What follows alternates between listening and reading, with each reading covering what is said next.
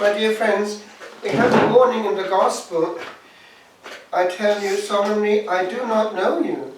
So stay awake, because you do not know either the day or the hour. That can apply to anyone here, even this night. Things happen in a car, for instance. We do not know. It's as well to treat this day as though the only day that ever existed were this one. And if we do that, the rest will be lived as well, pretty well, and also all eternity with it. Never take time for granted. This particular saint has now become very important because it's one of the patrons of Europe. I was actually present when they canonized her because I was a student in Rome at the time, and we went down from the college to St. Peter's Square, and St. John Paul II, with great solemnity, proclaimed. Now, she will be known as Edith Stein, philosopher, but she took the name of Teresa Benedicta of the Cross when she became a Carmelite. Later in time, we read her life in the refectory, because monks have a reading when they're eating, somebody reads to them, and we had, therefore, for a few weeks the life of this particular saint. Very interesting life. And this interesting fact also links those two together, because she was born in Wrocław. Now that would be in Poland, but at the time it was in the German province of Silesia, so they had something in common, those two saints, in their origin. But she was the 11th child of a Jewish family. Now that was therefore going to be difficult for her when it came to Nazism. However, she was still a Jew until, bit by bit, she was touched by knowledge and light. We had, as I say, her life read in the refectory, and we saw how she used to spend long hours in a very cold church. It was the abbey church of a big monastery in Germany, Boiron. But it was the reading of the life of Teresa of Avila which was hugely influential in the long run. She was a great thinker, philosopher, but she read the autobiography of St. Teresa of Avila, and she asked for baptism in 1922. And 11 years later, she joined the Carmelites at Cologne. Now, we know also from testimonies that she was teaching, but circumstances made it difficult for her to have the level of teaching that she was able to, university level, but she was teaching young girls, and we know from the evidence that she was very open-minded for the time. She would take them to theatre, that kind of thing. She was forward-thinking. But then she had this radical choice: I will give everything up, and I will go to this severe form of monastic life, the Carmel. And she did, and her sister Rose, who also became a Catholic, she also went in.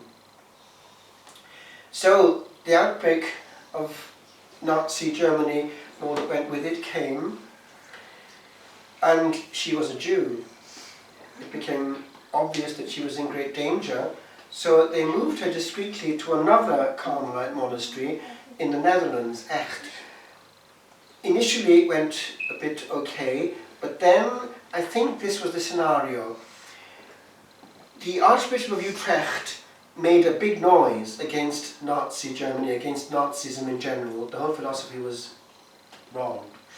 And as a result, Hitler and the Nazi movement reacted against Catholics even more, and it became more and more difficult for them.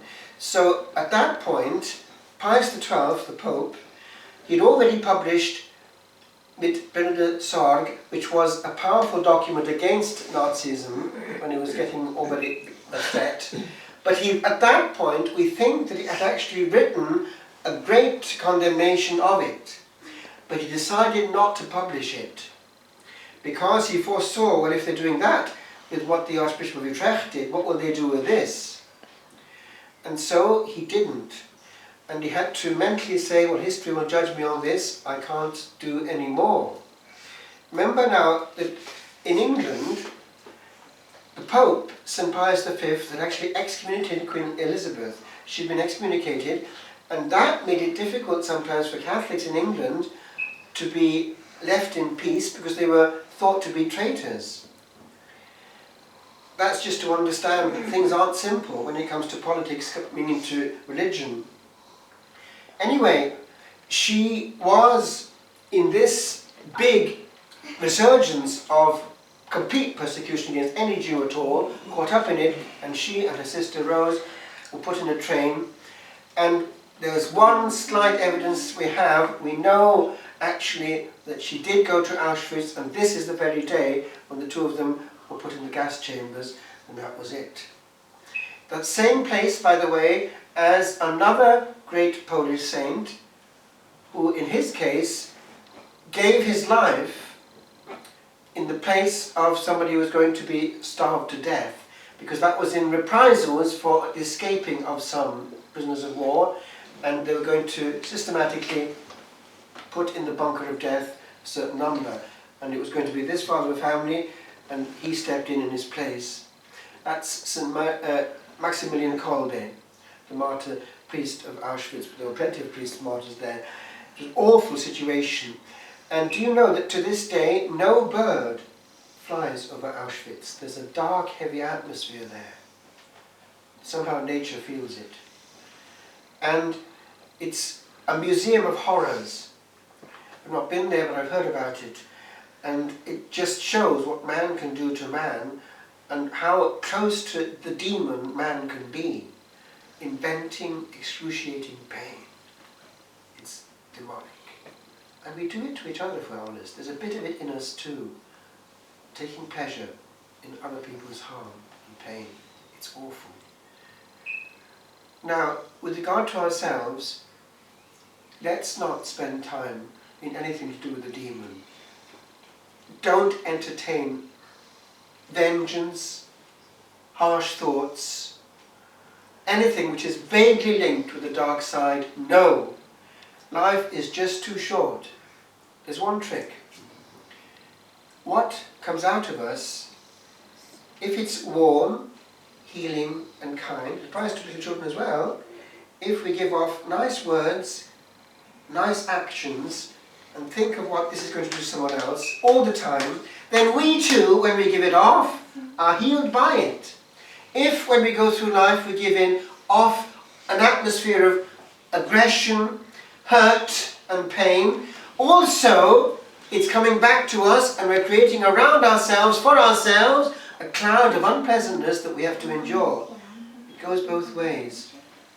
So life is very short. Let's spend it giving off peace and not torture.